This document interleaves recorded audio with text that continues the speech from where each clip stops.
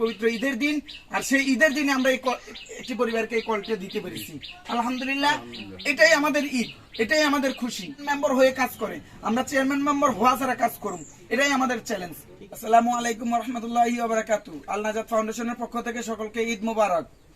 আজকে পবিত্র ফিতরের দিন, আর আমরা আজকে এই দিনে, এই খুশির দিনে আলহামদুলিল্লাহ একটি ভালো কাজ করতে পেরেছি।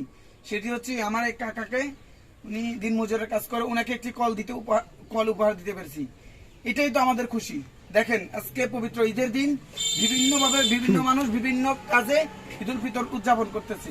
আমরা তারই একটি অংশে, আমাদের যে কাজের ধারাবাহিকতা, সে ধারাবাহিকতার অংশ হিসেবে আজকে এই পবিত্র ঈদুল ফিতরের দিনে আমরা একটি কল এই পরিবারকে উপহার দিতে পেরেছি।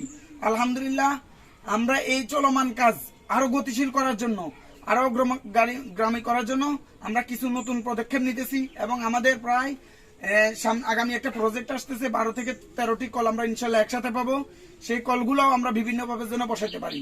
তো আমার ভিডিওর আজকে মূল উদ্দেশ্য, যে মূল মেসেজটা, সেটি হচ্ছে আজকে পবিত্র ঈদের দিন, আর সেই ঈদের দিনে আমরা একটি পরিবারকে এই কলটা দিতে পেরেছি।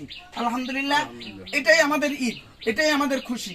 আমাদের একটা প্রতিবেশী কষ্টে থাকবে, আমাদের প্রতিবেশী একটি অনাহারে থাকবে, আমাদের এই প্রতিবেশী কলের পানিতে কষ্ট করবে, বিশুদ্ধ খাবারের পানিতে কষ্ট করবে, সেটি আমরা কখনো চাই না।